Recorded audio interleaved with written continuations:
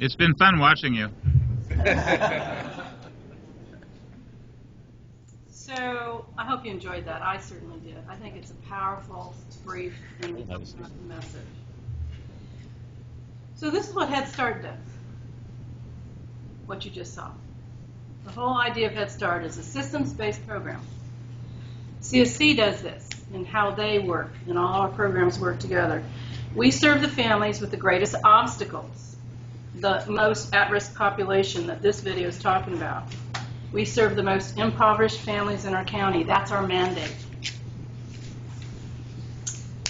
Head Start is addressing the obstacles presented so well in this video, and we are working hard to identify what is the toxic stress in our community, specifically poverty and all that that entails, everything that comes out of that. We work to create relationships and build capacity in our families, our workforce, and more importantly, the health of our population and the health of those little children. This video is a hopeful message. I think 30 years ago when I read Alice Miller, the reason I had to stay home was because it seemed like the lone cry, you know. This is fabulous. It identifies the approach to building capacity. It's helping us to understand how to do that, what we can do differently and what we can do smarter, how we can work together in partnership to develop our human capital and secure the bright future for our children that we envision, how we develop human capacity, human capital, our friends. Head Start works this way. Community Service Consortium works this way. We work together to end poverty and to remove those obstacles that create toxic stress. I see this every day. I'm not kidding you.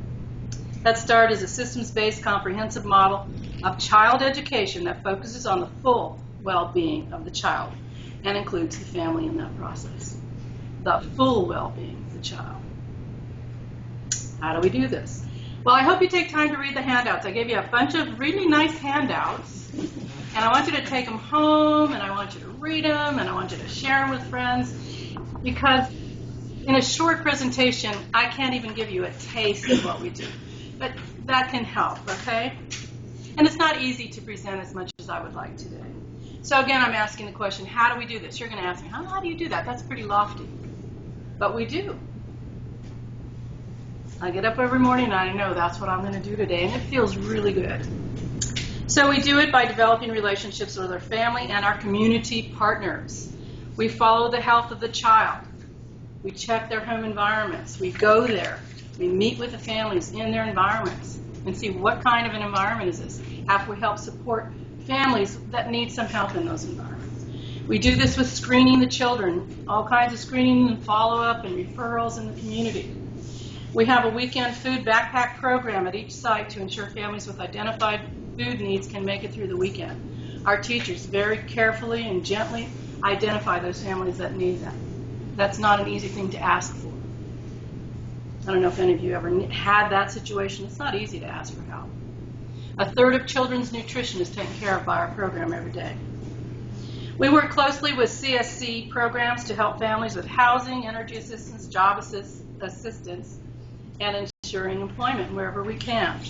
Our Workforce and Education Charter School up in Lincoln City currently has an internship program with us for lovely young seniors from the charter school or interns with us, going into the classroom, helping out. They're learning professional skills. They're learning the social skills of being in a professional and business environment, educational environment, before they graduate from high school. We're currently working with our CSC workforce staff to apply for special funding to have food gardens at every site. The children can plant and see things grow, and we can eat stuff from the garden. The little carrots, I like those. We constantly look at ways to improve, to innovate, and to expand our culture outward and inclusively. We meet the family in their homes and determine to set goals together, not only goals for their children, but goals for themselves. How do you want to go after that job? What job do you want to go after? What kind of education are you needing to go after that job?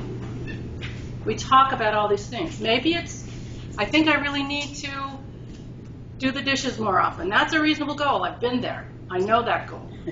It's not a bad goal. We encourage parents to be involved with us as partners. We encourage them to seek employment with us. an important beginning step out of poverty. At this time, and I'm not kidding you, nearly 50% of our staff are or were Head Start parents in poverty. Nearly 50%. Some have attained baccalaureate degrees and child development associate certificates. Starting out with nothing. We're very proud of that. Some, again, some are full-time employees and they have all the benefits, and some are working toward that goal, working part-time. And yes, we teach our children every day. We assess educational outcomes in a variety of areas. Social emotional development. Social emotional development is a foundational area of learning, particularly if you've been living in poverty and the isolation that that brings. Social emotional development. Cognitive, language, literacy skills, fine and gross motor skills, mathematics, my worst subject, English language acquisition, arts, social studies, science, and technology. These kids are 3 and 4 years old, and I'm not kidding. They are exposed to all these things, and we assess how they're doing in those things. We aggregate the mastery of 22 school readiness goals in children entering kindergarten. These goals are reviewed annually by kindergarten teachers, Head Start teachers, and our parent policy councils. And our outcomes prove that we're doing a good job. If you refer to your handout, one of those, the green one, you will see kindergarten assessment data. And if you look at that data, the numbers show that we're excelling in literacy and numbers in comparison to the school district average and children in similar socioeconomic circumstance that have not been at this time. If you really look at those numbers, it's telling you the story. Okay, I didn't do well in math, but I really love numbers now. I've learned to love them because they don't lie to you. You look at a number, it's telling you the truth. A number is a number. It's not terribly subjective. You can make subjective stories about them. I like to do that. So we're succeeding. We have also integrated what is called positive behavior intervention support. Positive behavior it's called PBIS. I gave you a sample in your handout of what that means and what it's about. And I really recommend that you read it. It's wonderful. I mean, I wish I knew this when I was younger. And sometimes my staff says, Suzanne, a little PBIS here, please, okay? Come on. I know you're stressed out. A little PBIS. So when I spoke to George and I had some great talks. I bombarded him with emails because I was very anxious about doing a good job for y'all. And I was telling him about PBIS, and George said, wow, we could use that in the Senate. What a concept. Okay. We'll send you all the documentation. So we respect the children. And you know, we often know that little guys, they don't know what they're doing. They don't know what to do. I'm sure that you can remember those moments when you were a kid and you were scared and you didn't know what to do, and your parent or the big person, whoever that was, telling you, and you didn't know. That can be very frightening to children. And how you respond to that child, how you help them in that moment. First, you have to identify that they don't know, that they don't know what you want. And so sometimes kids are punished for not knowing. And this is a double sort of mess for them. So we give the kids choices and move them away from reactivity and impulsivity. We help them understand that rather than running in the hallways, you know, don't run, they like to run. We say, use your walking feet. Remember, you can use your walking feet.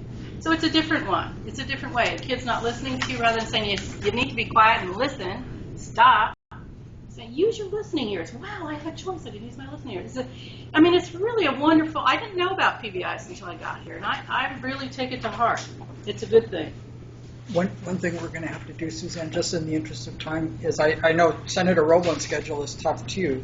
Is we do need to get sure. Okay. We're almost ready for K through 12. All right. So we depend on our partners to participate in the success of our family and child. So we have some threats. I know that there are always threats. We have cuts in funding that are possible, burnout of staff, lack of qualified teachers here on the coast is a big deal. Constantly having to do more with less. The transitory nature of the population. In a given year, we can lose 40 families out of 160 in a given year and replace them. This is tough. So what are the greater challenges that we can think about together? What do we as a society truly value? Do we want to take on the work of building a solid future? Can we identify the stressors in our community? Can we look to the health and well-being and focus on the whole child? Can we look at policies that can ensure that we are doing things that are in alignment with their best interest? Our vision for early learning in Lincoln County, Oregon, and beyond needs to be a vision that includes families and communities, and I hope that you will share and participate in that vision and bring it into action every day. Thank you. Thanks very much.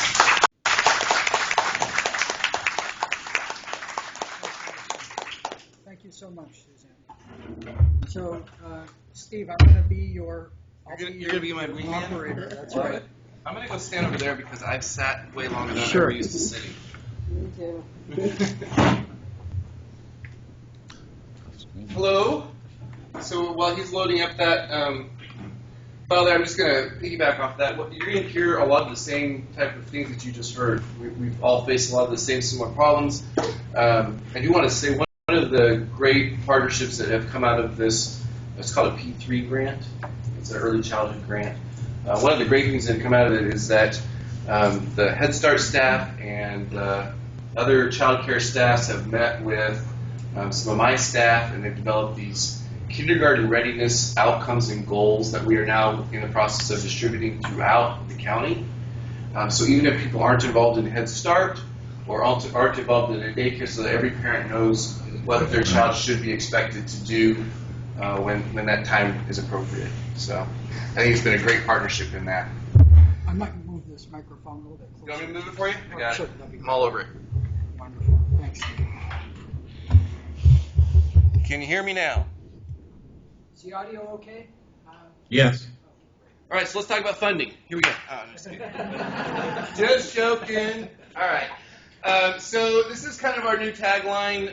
It's something I'm really trying to get people to focus on, is that notion of we've got almost 6,000 students in our district, and it's not 6,000 students, it's one child 6,000 times. And so we're really focusing on this idea of every child every day, and how do we grow those, and how do we grow those every single day? Because that looks a whole lot different than any education system that exists today. So it's going to require us to do some things differently. Go ahead. So here's the problem. Education started in 1918 as an economic trade-off. What happened was the economy was kind of going down, and a bunch of politicians approached a bunch of business leaders and said, hey, if you continue to use child labor in this way, then we're not going to have any sustainable success in our economy. And so you've got to trade with us this idea that we will educate these children to grow our citizenship, and the trade-off is going to be this long-term sustainability and productivity, but it's going to come in the way of compliance. We trained our kids how to be compliant to a system. That's what our education system started off. So this is a trade-off. We're going to trade these short-term profits for long-term compliance. The problem is that kind of a system creates tradable jobs. Those are jobs that can be done by anybody, anywhere, right? And our whole system of education in this country is based on that notion. How do we get long-term compliance? How do we create tradable jobs? The problem is that this recent phenomenon of our emerging technology and the shrinking of our world means that fewer and fewer of those jobs are being created. As a matter of fact, in the last 20 years, there's only been 600,000 of those jobs added to our economy in the United States. We've graduated far more people than that. Only 600,000 jobs. So we have to shift. We definitely have to shift because we have new outcomes now, new expectations. Our whole idea has been that school is a sifting mechanism, that we're going to separate the good from the bad, the smart from the dumb, the productive from the unproductive. Right? We're going to send the smart ones off to college. We're going to send the dumb ones to the workforce. That's not the expectation that we have anymore. Those aren't even the words that we would choose to use. Right? Our whole expectation has changed. So our school systems have to change accordingly. Go ahead. So this is what we think schools should be here in Lincoln County. We think they should be a mechanism for opportunity.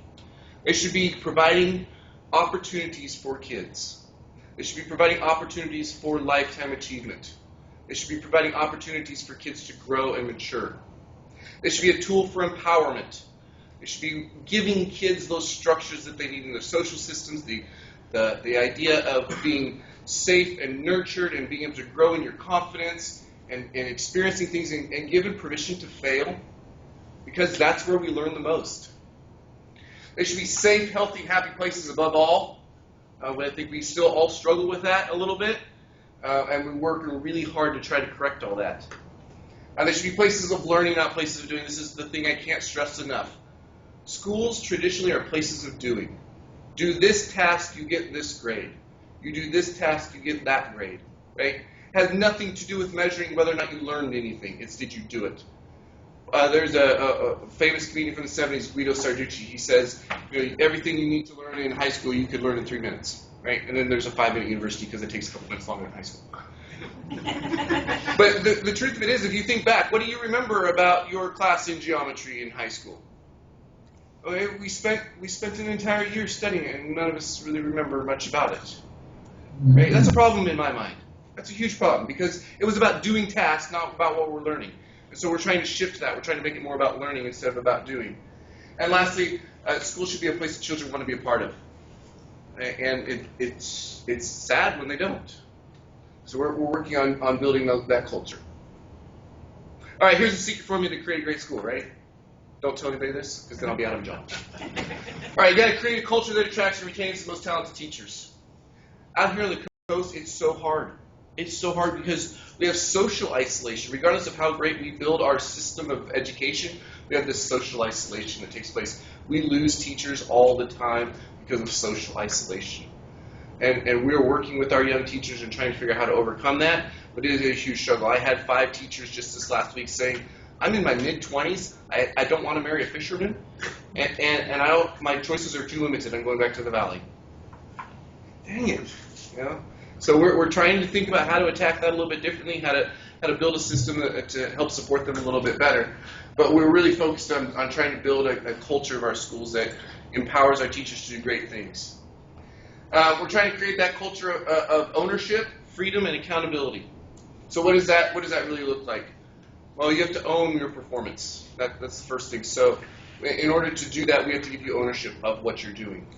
And so instead of handing a teacher a textbook and saying, go teach this in this pattern and do these things, we're giving teachers a lot of ownership and a lot of freedom about how they're going to teach things. We're holding strong to expectations of what the children are able to perform, what they're able to do, but we're giving the teachers a lot more freedom in how they go about doing that. Let me give you an example. If I'm going to teach a reading strategy, right? And how many of you guys had to read, like, Pride and Prejudice when you were in school? I had to do it. I hated it, right? Well, you weren't taught well then. No, I hated it. How many of you guys had to read Shakespeare? Right? Okay, our kids can't read in their native language. We're asking them to read Old English. Okay, I struggle with these concepts because what we're really after is, can the kid read and comprehend and do these things? We can get to the cultural aspect in a minute. But when we're asking them to do that, and then we're telling them do that in a format that you are going to hate with the passion, that doesn't make sense to me. So let's give the teachers a lot more freedom to reach down to the kids and say, what are you interested in? You're going to do this through reading Huckleberry Finn? That's great. You're going to do it through reading Pride and Prejudice? That's great. You want to do it through reading Shakespeare? That's fantastic. But working with the kids to give them ownership over their own educational process. Now, we still have to hold them accountable to some of those cultural things, too, along the way, so we don't always give them choice. But we need to give them choice where it's appropriate. And then accountability is what is the learning? What's the learning outcome? What's that really look like? Not what did you do, how many points did you collect, but did you learn the thing that you were supposed to learn, and can you do the thing that you're supposed to do at the end? Right? That just goes straight to job skills. Because now we're talking about what is the real productivity in the system. Okay? And we're going to change our focus because we're going to focus on growth every day for every student. Focusing on growth is a whole lot different than focusing on a grade level set of standards. Every kid matures differently. Every kid learns at a different rate. And so when you are talking about holding kids accountable to a grade level set of standards, you're saying to those kids who are your highest performing kids, you may not move ahead. You're going to be bored to death and you're going to sit there and you're going to enjoy it because I'm not letting you go anywhere. And those kids who came to you that weren't ready for those grade level standards, you're saying, I don't care about you. Because I'm not going to reach down and give you the tools that you need to get caught up. Right? Again, it doesn't make sense. It's like we have these batch of kids that are going to have this expiration date and they're going to spoil on us at some point in time. It just doesn't make any sense to me. So we want to reach every kid every day and focus on growth. So wherever you are today, we're going to move you forward and start from there tomorrow. I don't care if you're that excelled student or you're that child that struggles to keep up. We're going to meet you where you are, and we're going to grow you every day. Okay? We'll get there. All right, we're going to relentlessly transfer our passion to our students. We're going to love what we do, we're going to love who we do it with, and we're going to make sure that kids understand it every day. And that might start with something simple like every teacher in the hall every morning saying, "Welcome to school, I'm so glad you're here." All right, school improvement. Again, I told you we're going to focus on building culture, and that is done through a lot of different ways. We're going to focus on winning engagement with our kids, and so that goes back to those empowerment issues and giving kids some choice in how they attack things. If we do those two things, the student achievement will follow. And that student achievement leads to greater academic freedom in our system. So right now, as I'm coming in here, one of the things I really notice is we have a severe lack of art, we have a severe lack of music, we have a severe lack of physical education. The reason that is because we've supplanted those things, because our academic achievement is so low, we've supplemented other academic courses in there to try to fix those things, right? And so we've taken those things away to give extra reading courses and extra math courses because our initial instruction was flawed in the beginning. So when we go back and we make that more efficient and we get higher achievement, then that achievement gives us more flexibility within our system to add those things back in that we value, that would create that well-rounded child that we were talking about earlier. Yeah, go ahead. So here's how we build culture, Maslow's hierarchy. Right? You heard a lot of that in this prior presentation about the poverty level. We have schools in our district that are 80% free and reduced lunch. That's a high poverty rate, super high poverty rate. Right? So if we're not meeting their basic needs, how can we expect them to learn? If they're coming to school hungry, if they're coming to school cold, if they don't know where they're going to sleep that night or whatever, they're not going to worry about whether or not they're going to learn algebra. They don't care. And it's unrealistic for us to expect them to do that. So we've got to really focus on being empathetic to our kids' needs. We're going to build social and emotional empathy. We're going to have building norms and rules that promote learning and imagination. There's a great study that was done. It talked about this idea of being genius in creativity. Okay? And it was a Harvard study, and it showed that at age 3, 95% of kids are genius level in creativity. And it's things like, how would you use a paperclip? Give me some examples of how you would use a paperclip, right? And of course, you get the normal ones of a couple papers together. Well, the true geniuses would say, well, what if it was 20 foot tall and made out of foam? Then what would I use it for? That's what true geniuses do. And we found at 3-year-olds, 95% of kids were functioning at the genius level in creativity. At age 5, it was still at 95%. At age 7, it goes down to about 70%. At age 9, it's down to 30%. And by age 14, it's about 10%. You know what the difference is? School. As soon as we get them into school, we start drilling and killing, we kill imagination, we stop that creativity process. We want to go exactly the opposite direction. We want to encourage that. We want to encourage kids to think and problem solve and be creative. And build capacity for that, because those are the skills that they're going to need in the future. And our future economy is going to be depending on that. Okay? We want to have expectations that are explicitly taught and modeled. We want character development for all of our kids. And then we want that, again, to be really explicit character development. So all of our elementary schools have implemented a character development program this year. All of our secondary schools are doing it through their activities and athletics because they don't have homerooms. So we use other structures to do that. But we do that for all of our kids. And then we want discipline structures that are based on learning and social justice, not just a matrix of consequences, because, again, that doesn't make sense for a learning process. When a child does something that is afoul of being safe or respectful or responsible or whatever those structures are that they're using to determine their rules, we want to make sure that those discipline structures are based on to give the child the opportunity to learn from that mistake, to grow as a human being, and then to correct that, to give back to those that it took away from. Because that's how society works. Right? Schools, for some reason, haven't functioned that way, but we'll fix it. All right, and we're going to build equity and not equality. Equality is where we teach every kid the same exact way, okay, which is, somebody told me once, that's a hallmark of democracy. How dare you? But equity is really the hallmark of democracy because it's giving everybody what they need to be successful. That's a totally different thing. Treat everybody the same, it's not fair. It's not fair to everybody because they all have different needs. And being equitable is giving everybody what they need to be successful. So we're really focused on equity. You'll hear me talk a lot about that. I still believe in equal pay for women. Well, sure. Go for it. All right, engagement. So we build engagement. We ask these questions. Are our kids ready to learn before we ask them to? Again, that goes back to Did they come to school fed? Did they come to school, ready to learn? Did all their basic needs, were they met? This is another one that drives me crazy. How do we respond when kids ask us to learn? I've been consulting with schools now for years, and one of the things that always drives me crazy is I'll go into a classroom and watch the teacher teach, and the kid will come up all excited about, hey, can you tell me about blah, blah, blah, blah, blah? And they're so excited to learn, and they're so pumped up, and the teacher shuts them down because that's not what we're learning today. Go sit down. Just killed that kid's energy. You just took the moment that you had to shape that child, and you took it away from them. It kills me. So that's a question I ask our teachers all the time. How do we respond when our kids ask us to learn? Okay? Do we teach children our curriculum? Are we so focused on getting from point A to point Z in a curriculum that we forget to teach our kids along the way? And that's another question I'm always asking our teachers. And what would happen if we switched from an expectation of doing to an expectation of learning?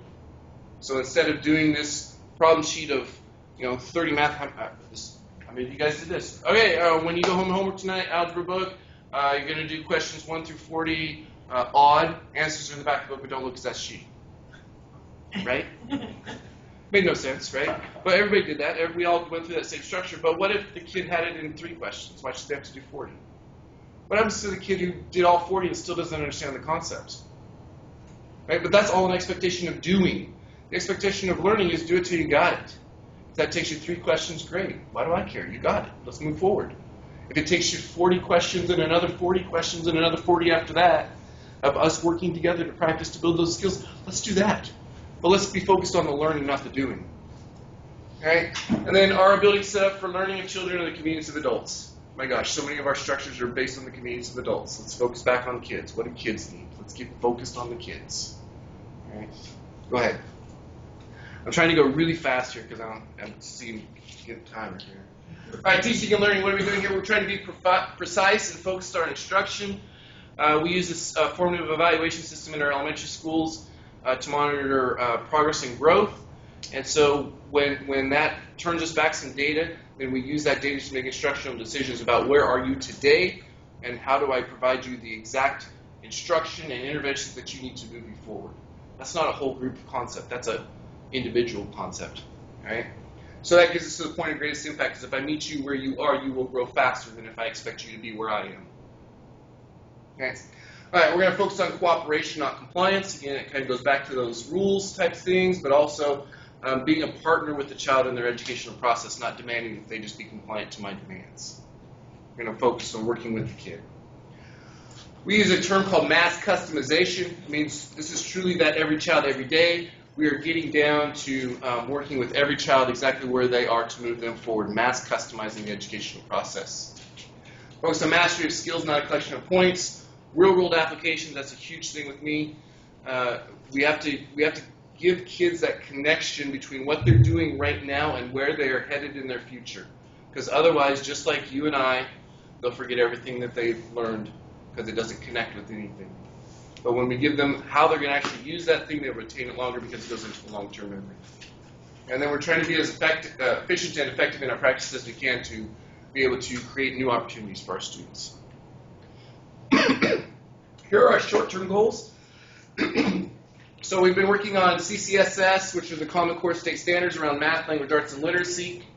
We're monitoring growth in our core areas. We're working on character development. We are always working on content literacy, which is the ability to read, write, speak, and listen within any content area. So no matter what you're learning about, you have to be able to read, write, speak, and listen about that particular topic. And then we have an ocean literacy program that we are always continually expanding and trying to make more integrated into what we do so it's not quite as artificial. 1-year goals. So as we're wrapping up this goal, we're starting to go back and look at these things. We're looking for 1 year of growth for all students. We're starting to get some preliminary data in as we're switching off of our formative system over to do our smarter, balanced test and stuff, so we're going to stop our formative testing system. But as our preliminary data is coming in, I would say we've been wildly successful in getting 1 year's growth this year. Improved student performance against the state average. We are under the state average. That comes from a number of different factors, but as a district, we are under the state average for most areas. And so our first goal is just to get our kids back up to at least the state average and then work to progress from there. We want to have an early college program available for all seniors that is equitable and sustainable, and working with Brigida to make that happen. We're trying to build a quality alternative education program. I would say that's the area we're struggling with the most currently. And then we're trying to develop an on-demand professional development plan. So just like kids, when they come running up to you and say, teach me, teach me, teach me, we want to be able to have that same capacity for our teachers when they come up and say, hey, I need this new skill. I don't want to look at them and say, well, wait till June when we can do professional development. I want to give it to them right when they need it, because when they're excited and they're ready to learn, I want to be able to give them that. So we're trying to build that new system in as well. 3-year goals. We want to have all of our buildings above the state average in reading and math. We want to have available PE, music, and art for every student. We want to have a full dual credit program that leads to an AA degree. We want to expand our ocean literacy to include districts from across the state. And our 5-year goals, we want the Lincoln County School District to be in the top 35 districts in the state of Oregon for student achievement. We're currently 106th. We want to have at least 3 schools in the top 10 in the state, which would be equivalent to a rating of 5 on the state report card. And we want to have a comprehensive professional technical education program across the district for those students who are not traditionally college-bound. We want to make sure that they're walking out here with job skills and certifications in hand that give them a leg up for employment and have them job ready. Okay. And that is it for me, so I will answer your questions later on in the show.